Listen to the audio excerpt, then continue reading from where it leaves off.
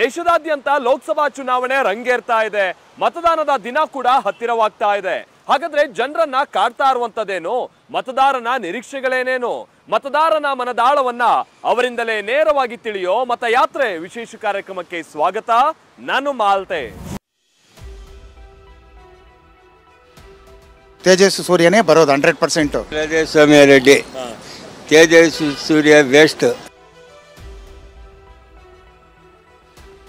ಪ್ರಧಾನ ಮಂತ್ರಿ ಮೋದಿ ತರ ಆಗಕ್ಕೆ ಸಾಧ್ಯ ಇಲ್ಲ. ಹಿಂದೂ ಇಲ್ಲ ಮುಂದೂ ಇರಲ್ಲ. ಬುಡಬುಡಿಕೆ ಅವ್ನು ಹೇಳ್ತಾನೆ ಒಳ್ಳೆ ದಿನಗಳು ಬರ್ತೈತೆ, ಒಳ್ಳೆ ಕಾಲ ಬರ್ತೈತೆ, ಡರ್ ಡರ್ ಅನ್ಕೊಂಡು ಹೋಗ್ತಾನೆ. ಅದೇ ರೀತಿ ಮೋದಿ. ಬೆಂಗಳೂರು ದಕ್ಷಿಣ ಲೋಕಸಭಾ ಕ್ಷೇತ್ರ 3 ದಶಕಗಳಿಂದ ಕೇಸರಿ ಕಲಿಗಳ ಭದ್ರಕೋಟೆ. ಇಲ್ಲಿ ಸತತ 8 ಬಾರಿ ಬಿಜೆಪಿ ದಿಗ್ವಿಜಯ ಸಾಧಿಸಿದೆ. ಈ ಕ್ಷೇತ್ರ 1991ರಿಂದಲೂ ಕಾಂಗ್ರೆಸ್ ಪಾಲಿಗೆ ಕಬ್ಬಿಣದ ಕಡಲೆ ಆಗಿದೆ. ಆದರೆ ಈ ಬಾರಿ ಬಿಜೆಪಿ ಸಂಸದ ತೇಜಸ್ವಿ ಸೂರ್ಯಗೆ ಬಿಟಿಎಂ ಲೇಔಟ್ ಶಾಸಕ ಸಚಿವ ರಾಮಲಿಂಗಾರೆಡ್ಡಿ ಪುತ್ರಿ ಸೌಮ್ಯ ರೆಡ್ಡಿ ಸವಾಲು ಎದುರಾಗಿದೆ. ಕಳೆದ ವಿಧಾನಸಭಾ ಚುನಾವಣೆಯಲ್ಲಿ ಜಯನಗರ ಕ್ಷೇತ್ರದಿಂದ ಸ್ಪರ್ಧಿಸಿದ್ದ ಸೌಮ್ಯ ರೆಡ್ಡಿ ಕೇವಲ 16 ಮತಗಳಿಂದ ಸೋತಿದ್ರು. ಇದೀಗ ಜಯನಗರ ಕ್ಷೇತ್ರವನ್ನು ಒಳಗೊಂಡಿರುವ ಬೆಂಗಳೂರು ದಕ್ಷಿಣ ಲೋಕಸಭಾ ಕ್ಷೇತ್ರದಿಂದ ಕಣಕ್ಕೆ ಇಳಿದಿರೋ ಸೌಮ್ಯ ರೆಡ್ಡಿ ಮತ್ತು ತೇಜಸ್ವಿ ಸೂರ್ಯ ನಡುವೆ ನೇರ ಹಣಾಹಣಿ ಏರ್ಪಟ್ಟಿದೆ. ಇವತ್ತು ಎಲ್ಲಿ ಹೋದ್ರೂ ಭಾಳ ಪ್ರೀತಿ ವಿಶ್ವಾಸದಿಂದ ಜನ ಆಶೀರ್ವಾದ ಮಾಡ್ತಾ ಇದ್ದಾರೆ. ನನಗೆ 100% ವಿಶ್ವಾಸ ಇದೆ. ಈ ಸತಿ ಬೆಂಗಳೂರು ದಕ್ಷಿಣದಲ್ಲಿ ನಾವು 5 ಲಕ್ಷ ಮಾರ್ಜಿನ್ನಿಂದ ಭಾರತೀಯ ಜನತಾ ಪಾರ್ಟಿ ಬೆಂಗಳೂರು ದಕ್ಷಿಣವನ್ನು ಗೆಲ್ಲುತ್ತೆ. ಜೂನ್ 4ನೇ ತಾರೀಕು ನೀವೇ ನೋಡ್ತೀರಾ, ಉತ್ತರ ನಿಮಗೆ ಸಿಗುತ್ತೆ. ನಮ್ಮ ಬೆಂಗಳೂರು ದಕ್ಷಿಣ ಜನರು ಉತ್ತರ ಕೊಡ್ತಾರೆ. ಬೆಂಗಳೂರು ದಕ್ಷಿಣ ಲೋಕಸಭಾ ಕ್ಷೇತ್ರದಲ್ಲಿ 8 ವಿಧಾನಸಭಾ ಕ್ಷೇತ್ರಗಳಿವೆ. ವಿಜಯನಗರ, ಜಯನಗರ, ಪದ್ಮನಾಭನಗರ, ಬಿಟಿಎಂ ಲೇಔಟ್, ಬಸವನಗುಡಿ, ಬೊಮ್ಮನಹಳ್ಳಿ, ಚಿಕ್ಕಪೇಟೆ, ಗೋವಿಂದರಾಜನಗರ ವಿಧಾನಸಭಾ ಕ್ಷೇತ್ರಗಳನ್ನು ಒಳಗೊಂಡಿದೆ. ಜಯನಗರ, ಪದ್ಮನಾಭನಗರ, ಬಸವನಗುಡಿ, ಬೊಮ್ಮನಹಳ್ಳಿ, ಚಿಕ್ಕಪೇಟೆ ಸೇರಿ 5 ವಿಧಾನಸಭಾ ಕ್ಷೇತ್ರಗಳಲ್ಲಿ ಬಿಜೆಪಿ ಶಾಸಕರಿದ್ದಾರೆ. ವಿಜಯನಗರ, ಬಿಟಿಎಂ ಲೇಔಟ್, ಗೋವಿಂದರಾಜನಗರದಲ್ಲಿ ಕಾಂಗ್ರೆಸ್ ಶಾಸಕರಿದ್ದಾರೆ.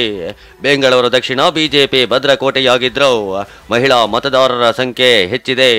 ಹಾಗಾಗಿ ಬೆಂಗಳೂರು ದಕ್ಷಿಣದಲ್ಲಿ ನ್ಯಾಯದ ಹೊಸ ಬೆಳಕು ಮೂಡಲಿದೆ ಅಂತ ಕಾಂಗ್ರೆಸ್ ನಾರಿ ಶಕ್ತಿ ಪ್ರಯೋಗಿಸಿದೆ.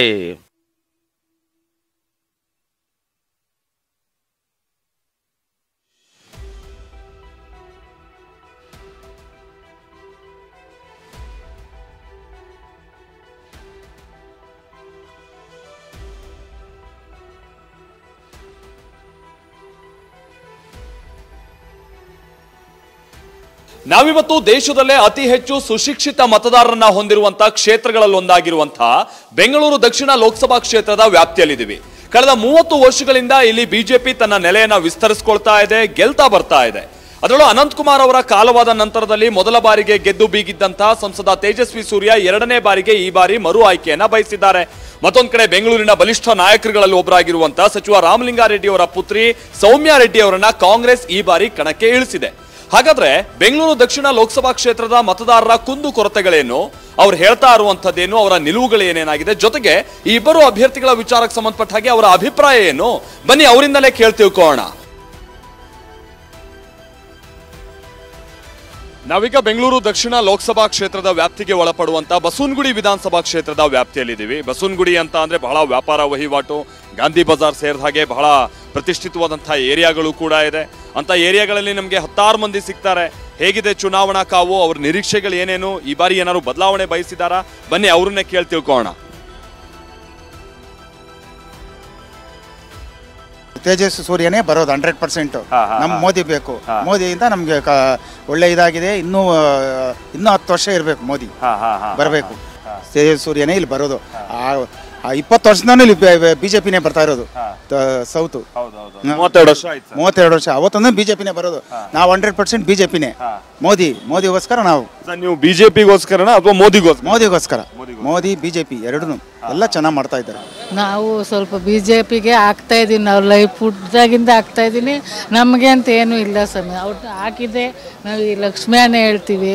ಹಾಕಿದ್ದೆ ನಾವು ಬಿಜೆಪಿಗೆ ಹಾಕೋದ್ರಿಂದಲೂ ಆದರೂ ನಮಗೇನು ಅನುಕೂಲ ಇಲ್ಲ. 1 ರೂಪಾಯಿ ಅನುಕೂಲ ಇಲ್ಲ ಸ್ವಾಮಿ. ಎಲ್ಲರೂ ಹೆಂಗೆಂಗೋ ಅವರೇ, ನಮಗೇನು ಇಲ್ಲ. ಸರ್ ಹೆಂಗಿದೆ ಸರ್ ಈ ಸಲ ಈ ಕಡೆ election trend? Sir election trend ನಾವು ಯಾವತ್ತೂ ಮೋದಿಗೆ ಹಾಕೋದು. ಯಾವ ಕಾರಣಕ್ಕಾಗಿ? ಯಾವ ಕ್ಯಾಂಡಿಡೇಟ್ ಅಂತ ನೋಡಲ್ಲ, ದೇಶ ದೃಷ್ಟಿಯಿಂದ ನೋಡಿ ನಾವು ಮೋದಿಗೆ ಓಟ್ ಹಾಕೋದು. ಎಲೆಕ್ಷನ್ BJP ಬರಬೇಕು. ಯಾವ ಕಾರಣಕ್ಕಾಗಿ ಸರ್ ಮತ್ತೊಮ್ಮೆ ಬಿಜೆಪಿ? ಮತ್ತೊಮ್ಮೆ ಮೋದಿಗೋಸ್ಕರವಾಗಿ ಬರಬೇಕು. ಮೋದಿ ಥರ ಯಾರು ಪ್ರಧಾನಮಂತ್ರಿ ಮತ್ತೆ ಮುಂದೆ ಪ್ರಧಾನಮಂತ್ರಿ ಮೋದಿ ಥರ ಆಗಕ್ಕೆ ಸಾಧ್ಯ ಇಲ್ಲ. ಹಿಂದೂ ಇಲ್ಲ ಮುಂದೂ ಇರಲ್ಲ. ಅಷ್ಟು ಕೆಲಸ ಪ್ರಧಾನಿಯಾಗಿ ಮಾಡ್ತಾ ಇದ್ದಾರೆ. ಹಿಂದುತ್ವವಾಗಲಿ, ರಾಮ ಮಂದಿರ ಆಗಲಿ, ಅಯೋಧ್ಯೆ ಆಗಲಿ, ಆ ಥರ ಕೆಲಸ ಯಾರು ಮಾಡಿಲ್ಲ, ಮುಂದೆ ಮಾಡೋದು ಇಲ್ಲ. ಇದಂತೂ ಸತ್ಯ. ಕಾಂಗ್ರೆಸ್ ವಿಚಾರವಾಗಿ ನಿಮಗೆ ಡೆವಲಪ್ಮೆಂಟ್ ವಿಚಾರ ಬೇಜಾರಿದೆಯೋ ಅಥವಾ ಹಿಂದೂಗಳನ್ನ ಕಡೆಗಣಿಸ್ತಾರೆ ಅನ್ನೋ ಬೇಜಾರಿದೆಯಾ? ಹಿಂದೂಗಳನ್ನು ಕಡೆಗಣಿಸ್ತಾರೆ ಅನ್ನೋದು ದೊಡ್ಡ ಬೇಜಾರು. ಡೆವಲಪ್ಮೆಂಟು ಇಲ್ಲ ಅವ್ರದ್ದು. ಆ ಗ್ಯಾರಂಟಿ ತೊಗೊಂಡು ಓಟ್ ಹಾಕ್ತಾರಲ್ಲ ಅವ್ರು ಮುಟ್ಟಾಳ್ರು. ಯಾರು ದುಡ್ಡು ಕೊಡ್ತಾ ಇದ್ದಾರೆ? ದುಡ್ಡು ಯಾರದ್ದು? ಜನದ ದುಡ್ಡು ಅವ್ರಿಗೆ ಕೊಡ್ತಾ ಇದ್ದಾರೆ. ಅವ್ರ ಜೋಬಿಂದ ದುಡ್ಡು ಕೊಡಲ್ಲ. ಅದರಿಂದ ಬೇರೆ ಅಭಿವೃದ್ಧಿ ಹಾಳಾಗ್ತಾ ಇದೆ. ಅಕ್ಕ ಹೇಳಕ್ಕ, ಹೆಂಗಿದೆ ಈ ಸಲ ಬೆಂಗಳೂರು ಸೌತಲ್ಲಿ ಎಲೆಕ್ಷನ್? ನಮಗೆ BJPನೇ ಸರ್. ಯಾವ ಕಾರಣಕ್ಕಾಗಿ ಅಕ್ಕ? ಯಾವ ಕಾರಣಕ್ಕಂದ್ರೆ ದೇಶ ಅಭಿವೃದ್ಧಿ ಮಾಡ್ತಾ ಇದ್ದಾರೆ ಸರ್, ಅದಕ್ಕೋಸ್ಕರ. ಕಾಂಗ್ರೆಸ್ಸು ಸುಮ್ಮನೆ ಏನಕ್ಕೆ ಸರ್ ಕೊಡಬೇಕಿತ್ತು? ಎಲ್ಲ ದುಡಿಯೋರು ಸೋಂಬೇರಿಗಳಾಗೋದ್ರು, ಏನಕ್ಕೆ ಆಫರ್ ಕೊಡಬೇಕಿತ್ತು ಅಲ್ವಾ? ಅದಕ್ಕೋಸ್ಕರ ನಮ್ಗೆ BJP ಇಷ್ಟ ಸರ್. ಈಗ ಈ 2,000 ರೂಪಾಯಿ ಕೊಡ್ತಾ ಇರೋದು, ಆಮೇಲೆ ಈ ಬಸ್ ಚಾರ್ಜ್ ಫ್ರೀ ಆಗಿ ಕೊಡ್ತಿರೋದು, ಕರೆಂಟ್ ಫ್ರೀ ಆಗಿ ಕೊಡ್ತಿರೋದು, ಇದೆಲ್ಲ ಏನಾದ್ರು ಅನುಕೂಲ ಆಗಿದೆಯಾ ಅಕ್ಕ? ಯಾರಿಗೋ ಕೆಲವ್ರಿಗಾಗಿದೆ, ಎಲ್ಲರಿಗೂ ಆಗಿಲ್ವಲ್ಲ. ಯಾರೋ ತಿನ್ನೋರು ತಿಂತಾನೆ ಇದ್ದಾರೆ. ಎಲ್ಲ ಬಡಬಗರು ಪೂರ್ತಿ ಆಗ್ತಾ ಇಲ್ಲ, ಇದು ಕೆಲವ್ರಿಗೆ ಮಾತ್ರ ಆಗ್ತಾ ಇದೆ ಅಷ್ಟೇ. ಕಾಂಗ್ರೆಸ್ಗೆ ಏನು ಮಾಡಿದ್ರು BJPನೇ ಬರೋದು. ನಮಗೆ ಗೊತ್ತಂಗೆ ನೋಡಬೇಕು ಏನಾಗುತ್ತೆ ಅಂತ. ಇಲ್ಲಿ ಸೌತಲ್ಲೆಲ್ಲ ಟ್ರೆಂಡ್ ಸರ್? ಸೌತೆಲ್ಲ ನಿಮಗೆ BJPನೇ. ಎಸ್ ಸರ್, ಯಾವ ಕಾರಣಕ್ಕಾಗಿ BJP ಕಡೆಗೆ ಒಲವು ಜಾಸ್ತಿ ಅಂತ? ಅದು ಮೊದಲಿಂದ ಇದು ಬೇಸ್ರಿ. ಸೌತ್ ಇಲ್ಲಿ ಅದರ ಬಸವನಗುಡಿ ಬಂದು ನಿಮಗೆ BJPನೇ ಇರೋದು. ಬನ್ನಿ ನಾವು ಬಸವನಗುಡಿಯ ಮತ್ತಷ್ಟು ಭಾಗದ ಕಡೆಗೆ ಹೀಗೆ ಓಡಾಡ್ತಾ ಬಹಳಷ್ಟು ಸಾರ್ವಜನಿಕರು ನಮ್ಮ ಕಣ್ಣಿಗೆ ಕಾಣ್ತಾ ಹೋಗ್ತಾರೆ. ಅವ್ರ ಬಳಿ ಕೇಳ್ತಾ ಹೋಗೋಣ ನಾವು. ಸರ್, ಹೇಗಿದೆ ಸರ್ ಈ ಸಾರಿ ಬಸವನಗುಡಿ ಅಥವಾ ಈ ಬೆಂಗಳೂರು ಸೌತ್ ಲೋಕಸಭಾ ಕ್ಷೇತ್ರಕ್ಕೆ ಸಂಬಂಧಪಟ್ಟಂಗೆ? ಸರ್, ಸೌತ್ ಲೋಕಸಭಾ ಕ್ಷೇತ್ರ ನಾವೆಲ್ಲ ಆ್ಯಕ್ಚುಲಿ ನಮ್ಮ ನಾಗರಿಕರೇನಿದ್ದೀವಲ್ಲ, ನಾವು ಯಾವ ಪಾರ್ಟಿಯವರು ಅಲ್ಲ, ನಾಗರಿಕರಿದ್ದೀವಲ್ಲ, ನಾವೆಲ್ಲ ಹೋಗಿ ಯಾವ್ದಾರು ಸ್ಟೇಷನ್ಗೆ ಕಂಪ್ಲೇಂಟ್ ಕೊಡಬೇಕು ಅಂತ ಅಂದ್ಕೊಂಡಿದ್ರಿ. Missing complaint. ಯಾಕೆ ನಮ್ಮ MP ಕಳೆದೋಗಿದ್ರು 5 ವರ್ಷದಿಂದ. ಆಮೇಲೆ ಇವಾಗೆಲ್ಲೋ ಕಾಣಿಸ್ಕೊತಾ ಇದ್ದಾರೆ. ಇವಾಗ ಸಮಾಧಾನ ಆಯಿತು, ನಮ್ಮ MP ಇದಾರಪ್ಪ, ಯಾರು ಕಿಡ್ನಾಪ್ ಮಾಡಿಲ್ಲ ನಮ್ಮ MP ಅಂತ ಹೇಳಿ. ಯಾಕಂದರೆ ಅಲ್ಲೆಲ್ಲೋ ಫ್ಲಡ್ ಆದರೆ ಇದು ಬೊಮ್ಮನಹಳ್ಳಿಲಿ ಅವ್ರು ಹೋಗಿ ಅಲ್ಲೆಲ್ಲೋ ದೋಸೆ ತಿನ್ಕೊಂಡು ನಿಂತಿದ್ದಾರೆ. ಈ ಹಿಂದೂಸಮ್ ಅಂತ ಹೇಳ್ತಾರಲ್ಲ, ನಾವು ಹಿಂದೂ ನೋಡಿ, ನಾನು ಬಟ್ಟೆ ಹಿಡ್ಕೊಂಡು ನಾನು ಹಿಂದೂ. ಆದರೆ ನಾನು ಮೋದಿನ ಒಪ್ಪಲ್ಲ ಸರ್. ಈ ಸತಿ 100% ಜನ ಯಾವುದೇ ಕಾರಣಕ್ಕೂ ಬಕ್ರ ಆಗಲ್ಲ. ಇವರು ಬರೀ ಬೊಗಳೆ, ಸುಮ್ಮನೆ ಮೇಲ್ಗಡೆ ಅಷ್ಟು ಪ್ರೊಜೆಕ್ಟ್ ಮಾಡ್ತಾರೆ ಅಷ್ಟೇ, ಒಳಗಡೆ ಏನೂ ಕೆಲಸ ಮಾಡಲ್ಲ. ಬಡವರಿಗೆ, ರೈತರಿಗೆ, ಕಾರ್ಮಿಕರಿಗೆ, ಮತ್ತೊಬ್ಬರಿಗೆ ಏನೂ ಉಪಯೋಗ ಇಲ್ಲ. ಇವ್ರು ಈ ಸಲ ಮಾತ್ರ ಕಾಂಗ್ರೆಸ್ಗೆ ಒಂದು ಚಾನ್ಸ್ ಇದೆ. ಈ ಬುಡಬುಡಿಕೆ ಅವ್ನು ಹೇಳ್ತಾನೆ ಒಳ್ಳೆ ದಿನಗಳು ಬರ್ತೈತೆ, ಒಳ್ಳೆ ಕಾಲ ಬರ್ತೈತೆ, ಡರ್ ಅನ್ಕೊಂಡು ಹೋಗ್ತಾನೆ. ಅದೇ ರೀತಿ ಮೋದಿ ಅವ್ರು ಹೇಳ್ಕೊಂಡು ಹೋಗ್ತಾ ಇದ್ದಾರೆ ಹೊರತು ಕಣ್ಣಿಗೆ ಕಾಣೋಂಥ ಅಭಿವೃದ್ಧಿ ಕಾರ್ಯಗಳು ಆಗ್ತಾ ಇಲ್ಲ.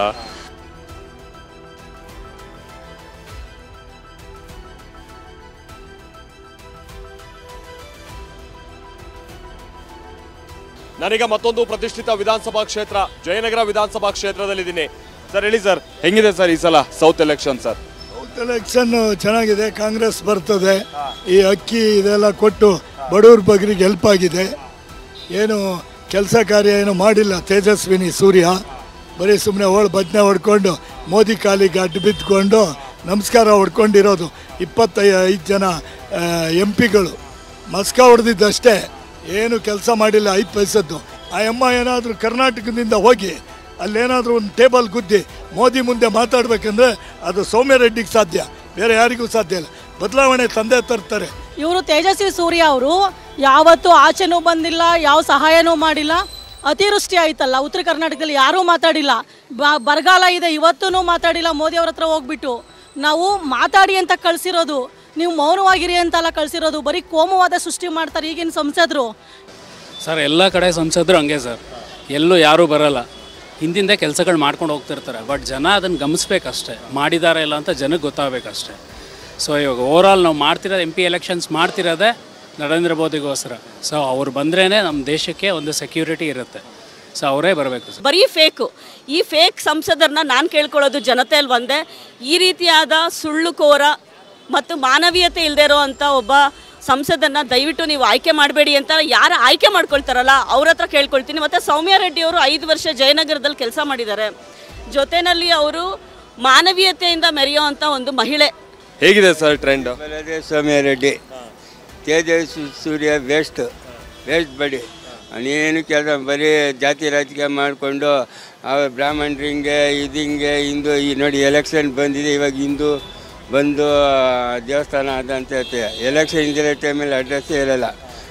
Waste body Jayasurya sir. ಇವಾಗ ಕಾಂಗ್ರೆಸ್ ಬಂತು, ಬಿಟ್ಟಿ ಭಾಗ್ಯ ಅಂತ ಬಂತು, 5 ಬಿಟ್ಟಿ ಭಾಗ್ಯ ಬಂತು. ಜನರು ಬೆಂಗಳೂರು ಅರ್ಬನ್ ಅವರು ಎಲ್ಲರೂ BJPಗೆ ಹಾಕಿದ್ದು. ರೂರಲ್ಲಿಂದ ಅವರು ಬಿಟ್ಟಿ ಏನೋ ಬರ್ತದೆ ಅಂತ ಹೇಳ್ಬಿಟ್ಟು ಹಾಕಿದ್ರು.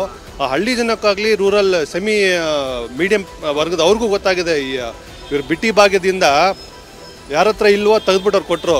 ಇವ್ರಿಗೆ 200 ಯೂನಿಟ್ ಕೊಡ್ತೀನಿ ಅಂತ ಹೇಳ್ಬಿಟ್ಟು ಎಲ್ಲರ ಜನಕ್ಕೂ ಟೋಪಿ ಹಾಕಿದ್ರು. 80 ರೂಪೀಸ್ ಮಿನಿಮಮ್ ಫಿಕ್ಸೆಡ್ ಚಾರ್ಜಸ್ ಇದೆ, 200 ರೂಪಾಯಿ ಹಾಕಿದ್ರು. ಎಲ್ಲರಿಗೂ ಲಾಸೇ, ಫುಲ್ ಕರ್ನಾಟಕ ಲಾಸು. ಈಗ ಮೊನ್ನೆ ರಾಮೇಶ್ವರಂ ಕೆಫೆಯಲ್ಲಿ ಬಾಂಬ್ ಆಯಿತು. ಮೊನ್ನೆ ಇಲ್ಲಿ ಚಿಕ್ಕಪೇಟೆಯಲ್ಲಿ ಜಸ್ಟ್ ಏನೋ ಭಜನೆ ಮಾಡಿದ್ದಕ್ಕೆ 6 ಜನ ಬಂದು ಹೊಡೆದಿದ್ದಾರೆ. ಏನಕ್ಕೆ ಇದೆಲ್ಲ ಮಾಡಬೇಕಾಗಿತ್ತು? BJP ಇದ್ದಾಗ ಇದ್ದ ಇದು. ಕಾಂಗ್ರೆಸ್ ಬಂದಾಗೆ ಅವ್ರಿಗೆ ಕುಮ್ಮ ಕೊಡ್ತಾ ಇದ್ದಾರೆ, ಮಾಡ್ರಿ ಏನು ಮಾಡ್ರಿ ನಾವು ನೋಡ್ಕೊಳ್ತೀವಿ, ನಾವಿದ್ದೀವಿ ಹಿಂದೆ ಮಾಡ್ರಿ ಅಂತ. ಇಬ್ಬರು ನನ್ನ ಸ್ಟೂಡೆಂಟು, ಆದರೆ ನಾನು ಕ್ಲಾಸ್ ತಗೋತಿರಲಿಲ್ಲ ಅವ್ರಿಗೆ. ನಾನು ಆರ್ಟ್ಸ್ ವಿಂಗಲ್ಲಿದ್ದವನು. ಸೊ ಹಾಗಾಗಿ ಇಬ್ಬರು ನನ್ನ ಸ್ಟೂಡೆಂಟ್ಸ್. ಅವರಿಗೆ ನನ್ನ ಪರಿಚಯ ಇಲ್ಲದೆ ಇರಬೇಕು, ಯಾಕೆಂದರೆ ಯಾವತ್ತೂ ಭೇಟಿಯಾಗಿಲ್ಲ. ಸೈನ್ಸ್ ವಿಂಗಲ್ಲಿದ್ದರು ಅವರು. ಸೊ ಇಬ್ಬರು ಕೂಡ ವೆಲ್ ಎಜುಕೇಟೆಡ್. ಸೊ ಒಬ್ಬರು ಮಹಿಳೆ, ಆ ಮೀಸಲಾತಿ ಅನ್ನೋದು ಇದ್ದರೆ ಆ ಮಹಿಳೆ ಗೆಲ್ಲಿ ಅಂತೇಳಿ ಒಂದು ಆಶೆಯನ್ನು ಇಟ್ಕೊಳ್ಬೋದು. ಇದು ನಿರೀಕ್ಷೆಯನ್ನು ಹುಸಿ ಮಾಡಿದ್ದು. 10 ವರ್ಷದಿಂದ ಬದಲಾವಣೆ ಕೇಳಿದ್ವಿ. ದೇವರಾಣೆ ಅವನು ಯಾವ ದೇವ್ರು ಬಂದರೂ ಕೂಡ ಬದಲಾವಣೆಯನ್ನು ನಾವು ಕೇಳ್ತಾ ಇದ್ದೀವಿ. ನಾವು ಸೂರ್ಯ ಚಂದ್ರನ ನಾವು ಹುಡುಕ್ತಾ ಇಲ್ಲ. ಸೂರ್ಯ ಚಂದ್ರ ಅಂದರೆ ಈಗಿರ್ತಕ್ಕಂಥ ಅಭ್ಯರ್ಥಿ. ಅಲ್ಲಿ ಸೆಂಟ್ರಲ್ಲಿದ್ದಾಗೂ ಕೂಡ ಕೆಂಗಲ್ ಹನುಮಂತಯ್ಯನವರೇ ಸೋಲಿಸಿದ್ವಿ ನಾವು, ಆಯಿತಾ. ಸೊ ಹಾಗಿರುವಾಗ ನಿರೀಕ್ಷೆ ಏನೂ ಮಾಡುವಾಗಿಲ್ಲ. ಇಲ್ಲಿ ಇದು ಗೆಲ್ಬೋದು, ಯಾವುದೋ ಭ್ರಷ್ಟ ಜನತಾ ಪಕ್ಷ ಗೆಲ್ಬೋದು, BJP ಗೆಲ್ಬೋದು ಅಷ್ಟೇ.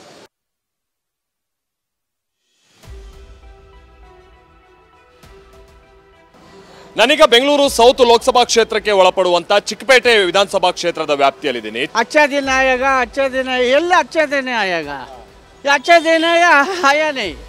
ಎಲ್ಲ ಸುಮ್ಮನೆ ಬುಲ್ಡೆ ಬಿಟ್ಕೊಂಡು BJP ಅಂದ್ಬಿಟ್ಟು ಎಲ್ಲ ಬುಲ್ಡೆ ಬಿಟ್ಕೊಂಡು ಈ ಥರ ಓಟ್ ತೊಗೊಂಡು ಸುಳ್ಳು ಹೇಳಿ ಓಟ್ ತೊಗೊಳೋದು.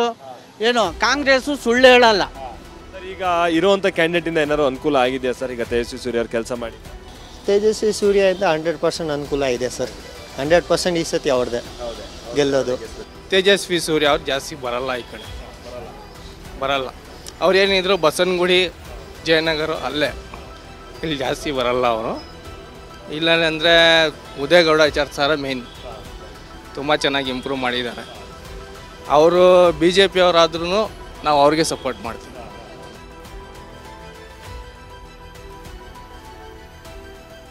ನಾವೀಗ ಬೆಂಗಳೂರು ಸೌತ್ ಲೋಕಸಭಾ ಕ್ಷೇತ್ರಕ್ಕೆ ಒಳಪಡುವಂತಹ ವಿಜಯನಗರ ವಿಧಾನಸಭಾ ಕ್ಷೇತ್ರದಲ್ಲಿದ್ದೀವಿ. ಹೇಗಿದೆ ಮೇಡಮ್? ಇದೆಲ್ಲ ಸೌತಿಂದ ಇಬ್ರು ಕ್ಯಾಂಡಿಡೇಟ್ ಇದ್ದಾರೆ. ನಿಮಗೆ ಸೌಮ್ಯ ರೆಡ್ಡಿ ಅವರಿದ್ದಾರೆ, ಹಾಗೆ ತೇಜಸ್ವಿ ಸೂರ್ಯ ಇದ್ದಾರೆ. ಯಾರಿಗೆ ಮತ ಹಾಕಬೇಕು? ಎಲ್ಲೋದ್ರೂ ಬಿಜೆಪಿಗೆ ಹಾಕೋದು. ಹೌದಾ? ಯಾರು ಕ್ಯಾಂಡಿಡೇಟ್ ಇದ್ರು ಬಿಜೆಪಿನೇ? ಯಾವ ಕಾರಣಕ್ಕಾಗಿ? ಮೋದಿ ಬೇಕು ನಮಗೆ, ಮೋದಿ. ಬಿಜೆಪಿ ಅಂದರೆ ಮೋದಿ ಮುಖ ನೋಡಿ ನಾವು BJP ಕಡೆ ಇದು ಮಾಡಬೇಕಾಗುತ್ತೆ. ಯಾಕೆಂದರೆ ಅವ್ರದ್ದು ತುಂಬ ಅಚೀವ್ಮೆಂಟ್ ಇದೆ, ತುಂಬ ಕೆಲಸ ಮಾಡಿದ್ದಾರೆ ಮೋದಿಯವರು. ಯಾರು ಸರಿಸಮ ಸಾಧ್ಯನೇ ಇಲ್ಲ ಬಿಡಿ. ಮೋದಿಜಿಗೆ ಯಾರು ಸರಿಸಮ, ಇನ್ನು ಮುಂದೇನು ಯಾರು ಬರಲ್ಲ, ಹಿಂದೇನು ಯಾರು ಬಂದಿಲ್ಲ. ಹೇಗಿದೆ ಮೇಡಮ್ ಎಲೆಕ್ಷನ್? ಎಲೆಕ್ಷನ್ನು ಹೇಳ್ಬೇಕಂದ್ರೆ ಇವಾಗ ನಾವು ಹಾಕ್ಬೇಕಂತ ಮನ್ಸು ಮಾಡಿದ್ರೆ ಇವ್ರಿಗೆ ಹಾಕಬೇಕು, ಮೋದಿಗೆ ಹಾಕಬೇಕು. ಸರ್, ಮೋದಿಯವರು 10 ವರ್ಷ ಮೋದಿ PM ಆಗಿತ್ತು. ಅದೇ 70 ವರ್ಷದಿಂದ ಕಾಂಗ್ರೆಸ್ ಇದ್ದು ದೇಶ ಏನು ಆಗಿರಲ್ಲ ಸರ್. ದೇಶ ಚೆನ್ನಾಗೇ ಇತ್ತು. ಈ ಸುಮ್ಮನೆ ಮೋದಿಯವರು ಬರೀ ಶ್ರೀರಾಮ್ ಜೈ ಶ್ರೀರಾಮ್ ಅಂದಿ ಜನಗಳು ತಂದಿಕ್ಕಿ ಅವ್ರು ಯಾರೋ ಬಂದು ನೆಕ್ಸ್ಟ್ ಬೇರೆ ಬಂದು ಬಾಂಬಿಕೋ ಥರ ಮಾಡಿಕವ್ರೆ ದೇಶನ. ಸಿದ್ದರಾಮಯ್ಯನವರ ಮೋದಿನ ಸರ್ ಸಿದ್ದರಾಮಯ್ಯವ್ರಿಗೆ ಮೋದಿ ಟ್ಯಾಲಿನೇ ಮಾಡಬೇಡಿ. ಮೋದಿ ಏನಿಲ್ಲ ಸರ್. ಮೋದಿ ಹತ್ರ ಇದು ಒಂದೇ ಸರ್, ಜೈ ಶ್ರೀರಾಮ್ ಅಷ್ಟೇ. ನನಗನ್ಸುತ್ತೆ ತೇಜಸ್ವಿ ಸೂರ್ಯ ಅವರು ವಿನ್ ಆಗ್ಬೋದು ಅಂತ. ಯಾಕೆ ಅಂದರೆ ಡೆವಲಪ್ಮೆಂಟ್ ಆಗಿದೆ. ಕರ್ನಾಟಕದಲ್ಲಿ ಸ್ವಲ್ಪ ಸ್ಲೋ ಆಗ್ತಿರ್ಬೋದು. ಹಾಗೆ ನ್ಯಾಷನಲ್ ಲೆವೆಲಲ್ಲಿ ನೋಡ್ತಾ ಹೋದರೆ ಅಫ್ಕೋರ್ಸ್ ಇಂಡಿಯಾ ತುಂಬ ಡೆವಲಪ್ ಆಗ್ತಾ ಇದೆ. ಹೇಗಿದೆ ಸರ್? ಯಾವ ಅಭ್ಯರ್ಥಿ ಸೂಕ್ತ ಅನ್ನುವಂಥದ್ದು ಒಲವಿದೆ, ಅಥವಾ ಹಿಂದೆ ಮಾಡಿದಂಥ ಕೆಲಸಗಳು ಏನಾದರೂ ಖುಷಿ ತಂದಿರೋದು, ಇನ್ನೂ ಆಗಬೇಕಂತ ಅನಿಸೋದು ಅಭಿಪ್ರಾಯ? ಸೌಮ್ಯ ರೆಡ್ಡಿ ಅವ್ರಿಗೆ ಒಂದ್ಸಲಿ ಚಾನ್ಸ್ ಕೊಡಬೇಕು. ಯಾವ ಕಾರಣಕ್ಕಾಗಿ ಅಂತ ಸರ್? ಅಂದರೆ ಈಗ BJP ಪ್ರಚಾರದ ಸಂದರ್ಭದಲ್ಲಿ ಏನು ಹೇಳುತ್ತೆ, ಇಲ್ಲಿ ನಾವು ಕ್ಯಾಂಡಿಡೇಟನ್ನ ನೋಡಬಾರ್ದು, ನಾವು ಪ್ರಧಾನಿಯನ್ನ ಮೋದಿಯನ್ನು ಮತ್ತೆ ಆಯ್ಕೆ ಮಾಡುವಂಥದ್ದು ನಮ್ಮ ಗಮನ ಇರಬೇಕು ಅನ್ನೋಂತ ಹೇಳ್ತಾರೆ. ಬಟ್ ಸ್ಥಳೀಯವಾಗಿ ಸೌಮ್ಯ ರೆಡ್ಡಿ ಅವರಿಗೆ ಯಾಕೆ ಅನುಕೂಲ ಅಂದರೆ ಮನೇಲಿ ಮಗನ್ನ ಸಾಕ್ಬೇಕಾ ಇಲ್ಲಾರೆ ಊರಲ್ಲಿರೋ ದೊಡ್ಡಪ್ಪನ ಸಾಕ್ಬೇಕಾ? ಮನೇಲಿರೋ ಮಗ ಚೆನ್ನಾಗಿದ್ರೆ ಅಲ್ವಾ ಊರಲ್ಲಿರೋ ದೊಡ್ಡಪ್ಪನು ಆರೈಕೆ ಮಾಡ್ಕೊಳ್ಳೋದು ಹಂಗೆ. ಸರ್ ಹಾಗಾದ್ರೆ ಸ್ಥಳೀಯ ಅಭ್ಯರ್ಥಿ ಖಂಡಿತ ಇಂಪಾರ್ಟೆಂಟ್ ಆಗ್ತಾರಲ್ವಾ ಸರ್? ಡೆಫಿನೆಟ್ಲಿ.